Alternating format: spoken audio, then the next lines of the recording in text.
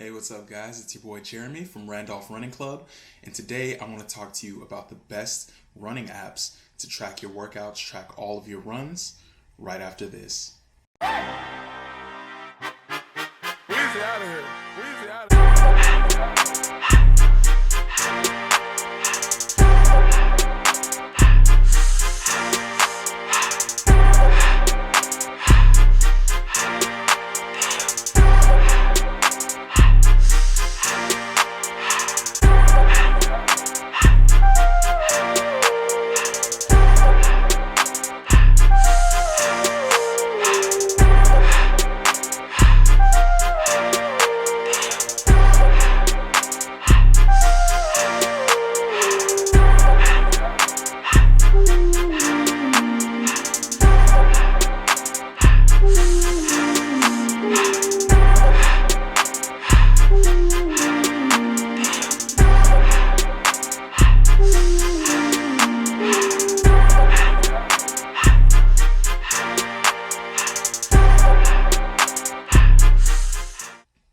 All right, thank you for making it through that intro. That was some highlights from this morning, and that's just me going on an interval workout run in which I did a 10-minute warm-up, followed by 3 sets of 10 minutes of threshold pace and then 2 minutes of active recovery jogging. And then finally, I ended up doing a 1-mile warm down in the rain, completely unintentional. I actually planned on walking back to my car, but unfortunately, Mother Nature had other plans. We are in hurricane season in Florida. So this is the run that I'm going to be breaking down today for this video. And as you can see by the title, I'm going to be comparing the 3 running apps that I use most frequently and kind of talk about their pros and cons and why I think certain apps are better for certain types of runners and certain types of athletes. And basically just kind of categorize each one for the type of runner that you might be and why they are beneficial for you. So, the 3 that I'm going to be looking at that I personally use are Strava, Garmin Connect, and Nike Run Club. So kind of diving straight into it, we're going to start off by talking about Strava, and I'm going to get my screen record going right here so that we can get right into this. But yeah, hopping in here with Strava, there's kind of a joke amongst runners that you might hear, you might have been familiar with, which is if the run's not on Strava, it didn't happen. So essentially what we're talking about when we mention things like this is that, if you didn't record your run and nobody could see it, it's like it didn't happen. If a tree falls in a forest and no one's around to hear it, did it make a sound? Kind of similar idiom there, right? So when we're talking about Strava, it's very social media focused. So this is an app where you can track your weightlifting, your running, cycling, walking, all these different types of things. And you can basically share them with your network of other athletes and kind of compare yourself to them, give each other accolades, and really dive deep into that data for each run or various workout that you're doing.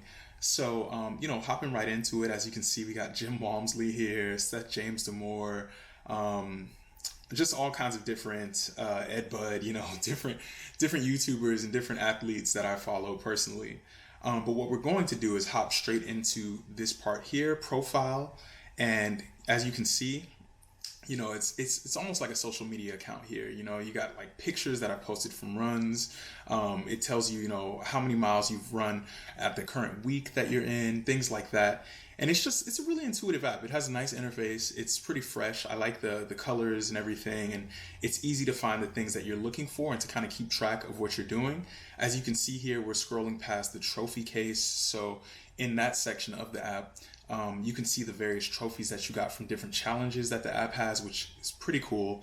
And a really important thing here is Strava syncs with pretty much all of your fitness trackers. So if you wear Garmin, a Polar watch, a Suunto, your Apple Watch, all kinds of different things, this app can sync with those and it can pull all the metrics. So it can pull your heart rate data, your elevation changes, all the paces and different things like that. So it's very, very intuitive and just good to use in that regard.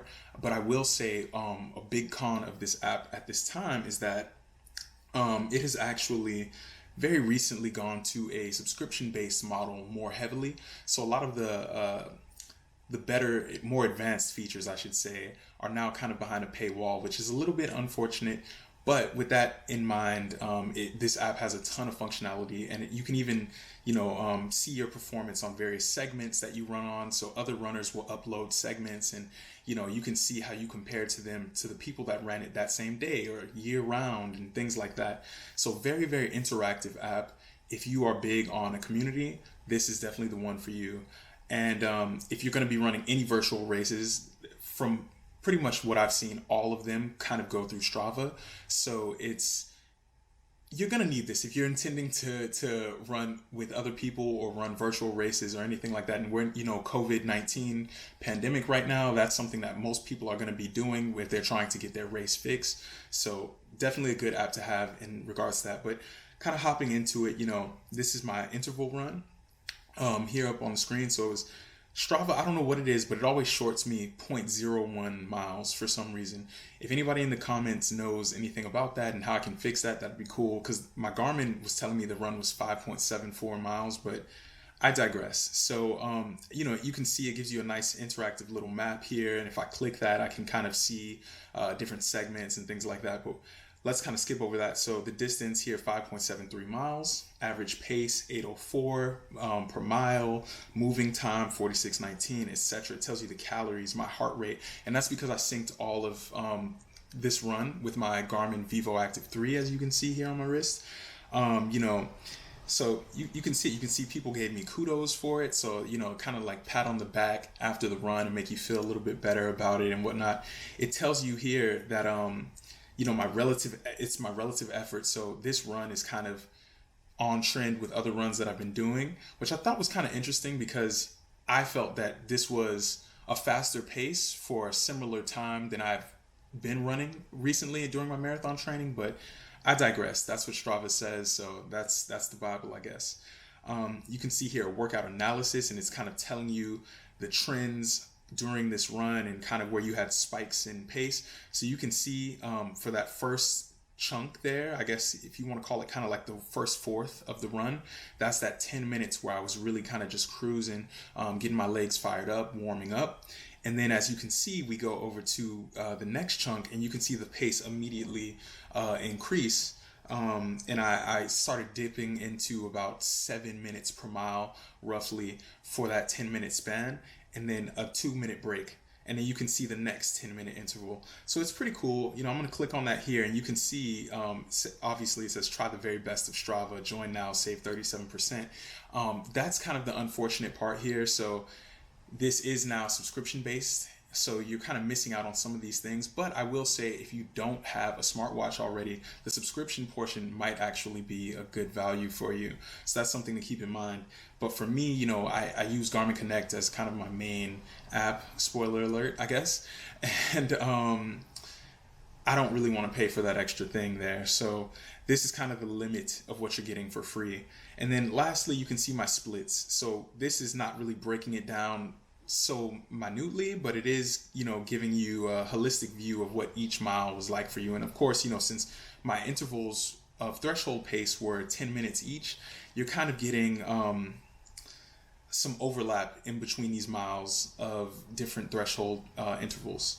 But yeah, so that's Strava. That's kind of what a run would look like on this app, and how you would be able to analyze it. Now we're going to come over here, and we are going to go into Garmin Connect.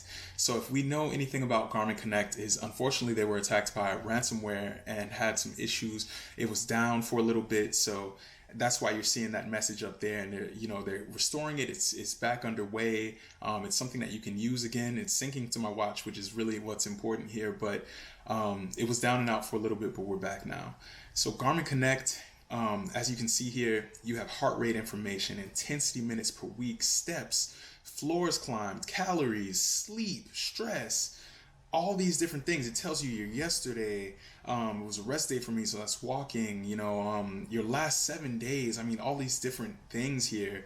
So I guess what you're seeing, and kind of the trend on this app in particular, is it's information overload almost. So Garmin Connect is the one that, and this kind of goes for all of the apps as well. If you're using Polar or Suunto watch or anything like that, you're going to get the similar level of information for sure. But this is like the running nerd's dream, right? Like if you love data and you love being able to really analyze your runs to just the nth degree, this is the app for you, definitely. And it still does have some of those social features. You're able to compare yourself to your connections, and they put you in these challenges and whatnot. Like, so, I was in a 60,000 step challenge and I got first place. Yeah, let's go. But, I don't know any of these people, but I was there in that challenge with them. So it's kind of cool. It gives you something to benchmark yourself on, and they give you all these different challenges for like bike riding and everything. You can track pretty much any type of workout with Garmin Connect, which is really awesome. There's a calendar feature, so you can add all your workouts. So tomorrow I'm going on this long run, and as you can see, it's already in there. And as soon as I hit run on my watch tomorrow morning, that workout will populate and I'll be able to select it and do it, and not really have to think about it. And my watch will buzz when it's time to warm up, when it's time to cool down. It'll tell me when I'm finished. So it's pretty cool. It has like that nice coaching feature that you don't really get from some of these other apps like Strava or Nike Run Club. But without further ado, let's get into this run. So this is my interval run from this morning. As you can see up there, it tells you, Pembroke Pines, that's where I was running through. But also, this is week 4, day 6 of my marathon training. So that's why that's there. That's from my calendar. So it's really cool that information's imported immediately. So as you can see, kind of same information. You have that map, the total time, distance, calories burned. It tells you your elevation gain. Florida's pretty flat, so only 7 feet, kind of a bummer. But you can view the different segments here. So kind of like on Strava, where you can see the segments of your run and how it compares to other people. You can add your shoes, and you can add your shoes to Strava as well, but I don't do it because you have to do it on the computer. You can't do it through the app, which is kind of a bummer. But here, I use the Epic React Flyknit 2s.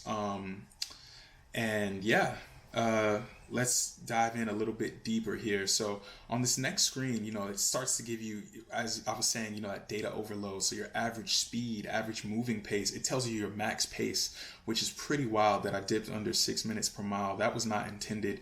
I think I got a little excited recording for you guys there.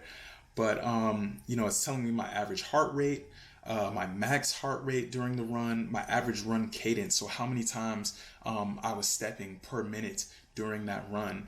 And it tells you the max, your stride length. I mean, you're getting all the information you could ever want. And if you get a more advanced watch than what I have, I'm budget guy, so I ended up getting an older model that didn't quite have all the newest stuff. But if you have like a Forerunner 645 or 945 or something, you're going to get a ton more information than even this. So this is like a runner's dream. You can get everything that you need possibly to really analyze your run and figure out how to make those next steps and those big strides. And here, this is probably my favorite part of Garmin Connect and why I think this is the best app here, and what I use daily to really track my runs, is that it breaks it down so well. So you can see here, the first segment, these first 2 parts was the first 10 minutes of my run. You can see the average pace, the distance I traveled, the total time. And then from there, you can see that third interval. Okay, I was moving at a 7:10 pace, as the first part of that threshold run. And then starting to fade a little bit at the end there. So for the last 2 minutes and 50 seconds of that, I was at 7:28. Then you can see segment 5 here. I'm taking a 2-minute break, 9:24 pace, 0.21 miles. I mean, I'm really getting into the nitty gritty of the run, and I can analyze and see these things. And for instance, I know that as I was running the third segment, that was where things were getting hard, legs getting a little bit tired, heart rate's up, the wind was blowing, the humidity is starting to affect me a little bit. So if I scroll down here, I can see exactly where that is and really dive into that data. So here, that for me, that's segment 9, and I can see that my pace had dropped from that 7:10 early on, down to 7 minutes and 40 seconds. So, I mean, not a ton, but it felt like I was really putting in a hard effort at that time. And, you can see I was getting closer to 8 minutes per mile as my legs were starting to get heavy and that lactic acid was building up. And I just think it's cool to be able to see that. And then here, they give you all the graphs that you could want, so you can really analyze your pace even further. You can see how it was trending during time. And this kind of aligns with what we were seeing with Strava, where there's those peaks at certain points, and then it kind of drops here and there for the recovery phases. You can see your heart rate and how it was going. So you can see it was pretty chill in the beginning, and then it was rising as, you know, I progressed, and that workout was getting harder and harder for me. I can see how my cadence varied during the run, the elevation changes, and then lastly, I can see my time spent in each heart rate zone, which I think is really important because during this marathon training block, I'm taking time to be very focused on my heart rate. So, you know, if I'm trying to run easy and make sure that I'm really taking advantage of an easy day for myself, I want to stay in zone 2 or lower, so 116 to 134 beats per minute. You know, and today this was a hard workout, so I was at the upper edge of zone 3 and even teetered into zone 4 for a little bit there for 31 seconds. Wow, not for a very long time, but I was there. And that's what's really setting this app apart for me, is that you're able to get into the nitty gritty and really understand how your training is going and analyze exactly what's happening there. So really awesome stuff. And, you know, last but not least, let's get into Nike Run Club here. So Nike Run Club, this app, I feel like part of the reason that I keep it around for me is just, you know, it was kind of the first one that I used.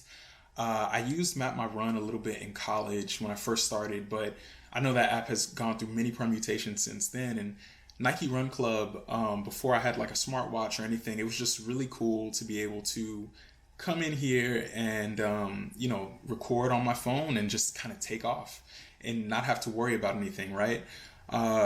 So this is an app that I would say the functionality of it is somewhat basic, and the information that you're going to be pulling from it, but the interface is really clean. If you're a beginner and you want to keep track of the mileage of your shoes, have basic information, and get coaching input from the various Nike Run Club staff and coaches and different Nike athletes, this app is just, you know, really awesome, and is a great way to see for you to build up your running hobby without spending money on another app, for instance. And it syncs to Garmin Connect and a couple different other services, I think like Google Fit or something like that. But point of the story, you know, it's just really cool. It's a nice repository of all my different runs. I can see exactly what I did for July. You know, if I scroll down, way down here, I can see my March and kind of see exactly what I was doing then. In March, you know, that was right when the lockdown started. So I was really just going hard and getting into it. So I can see my average pace for the entire month. I can see, you know, how many runs I did, the total mileage. But, you know, we'll scroll back up here today and come in here. And as you can see, just really clean, modern looking interface, 5.73 miles. It tells me the pace, my elevation gain, calories, total time. As you can see here, it actually shows you the parts of your run where you were going slower in like a color-coded format. So the parts that are this like kind of bright neon green yellow color, that's when I was really at that like maximum pace during my run. And the parts that are red or orange is when I was cruising and really going slow. So you can see the time when I was warming up, the times when I was on a recovery break, and everything. So I always thought that was a pretty cool feature. It tells you the weather there, which is nice if you're trying to remember exactly what it was like when you were running. You can of course take notes on all these apps on how everything went. But as you can see here, I can click route details and you can get even more information. So you can see how the elevation changed. You can see how your heart rate was changing during the run, where it peaked. And if you press this, you see it kind of shows you exactly on the map where you were. And you can really track what your heart rate was at that time, or even your pace. So, you know, here I was at this max pace right about here. And yeah, I know exactly where I was on the run during that time. So I can really recall exactly what was going on at that time, which is super cool. But this is where, you know, it starts to fall a little bit flat. It only really tells you the splits. It doesn't give you much more information than that. So it's a little bit more like Strava. It's cool that, you know, I can see the elevation. I can see it very clearly broken down. But once you start getting into more serious workouts like this, where you want to see very fine details, you might need to, you know, invest in a smartwatch or an app like Garmin Connect or something where you can get a little bit more information out. And then lastly, I'll hit more details here, and you get a little bit more, but it's just never going to break it down for you to the level that we saw in that previous app. So yeah, that's all that I have for these. To rank them really, I would say I would go Garmin Connect is definitely my number one. And that goes for, like I mentioned before, if you have a Suunto watch, a Polar, I don't even know. I mean, those are the ones jumping out to me right now. TomTom, I guess, maybe.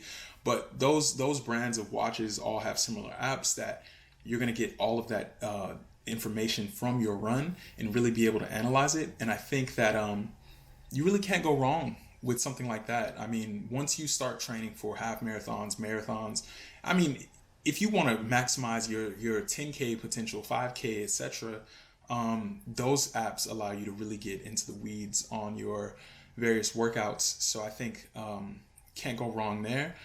Strava would be my number two, and I think you always need to pair Strava with another app. Strava is great. You can use it on its own for sure, but I guess unless you're paying for that subscription, you probably have like a smartwatch or something like that you're actually recording your runs with, and then from there you will be able to use Strava for your virtual runs, your kind of societal features, and be able to interact with your running community and whatnot. And then, last but not least, I hate saying that it's last because I really love the app, but Nike Run Club, like Map My Fitness, Google Fit, or I'm sorry, Map My Run, things like that, that kind of goes into the beginner tier where, maybe all you have is your phone, your shoes, maybe a pair of running socks, maybe, and you're gonna run with your phone in your hand or in a pouch or whatever, and just kind of go. You're just starting out, and I think that is really kind of how I would define these apps and how I would break them down for their purpose. Once you start getting into like a Garmin Connect, that's like, you're taking this, you're starting to take this pretty serious, probably. Not to say you can't take it serious without that, but I think that's a level of detail that you start needing at that level. Strava is definitely great for your social features and just to be able to interact with other runners. And then other apps like Nike Run Club, I would say, are great for beginners and just see, is this a hobby that you want to continue? Is this something that you want to delve deeper into and just get yourself started? But yeah, that's all I have for today. Thank you so much. Next week, we will be back in the Into the Marathon series, and I also have another shoe review coming out pretty soon. But thank you so much for making it to the end of this video if you did. And yeah, just, stay blessed, inspire others, and stay safe out there, guys. Have a great one.